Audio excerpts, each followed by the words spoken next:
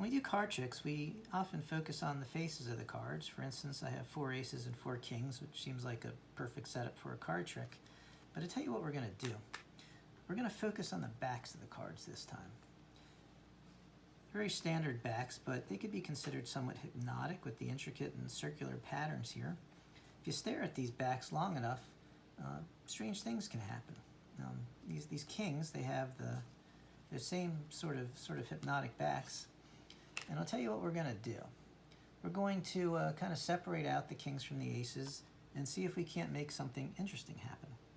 To start with, I guess we've got this empty card box here. I'm just going to pop the aces in there for safekeeping. And we're gonna start with the kings. We're going to see if we can sort of make the faces disappear and make these kings look like they have backs on both sides. For instance, if I were to show you the 4 kings, that's 1, 2, 3, and I already see it myself, that looks like it's a back and not a king at all.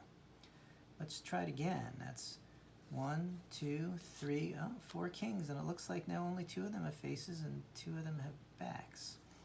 Let's keep going. Give the cards a little spin, and that's 1 king, 2, 3, 4, and I only saw 1 myself.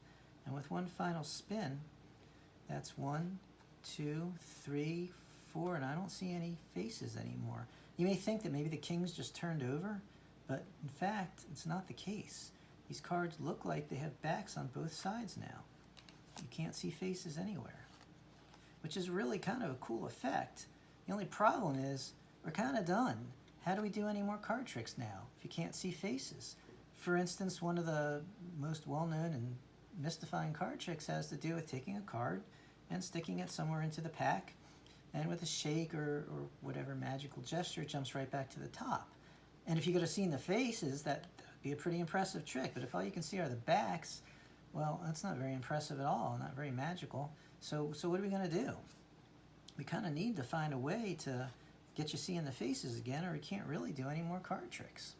So let's try this.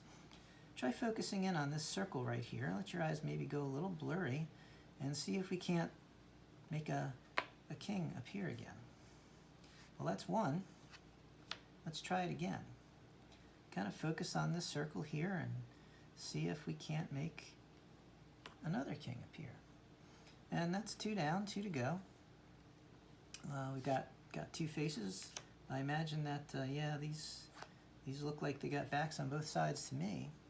But if we take them and we give them a little bit of a shake, hopefully you can see a king, and yeah, I see another king. So we went from 4 kings to 4 cards that look like they had backs on both sides, and now we're back to 4 kings. And that means that if we wanted to do more card tricks, we could.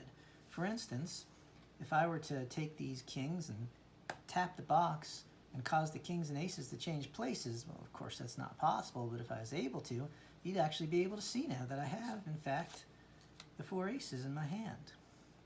And if I had the 4 aces in my hand and the cards really did change places with each other, then that would mean that in the box we have, and there's nothing left in there, the box is now empty, we would have, yeah, 4 kings.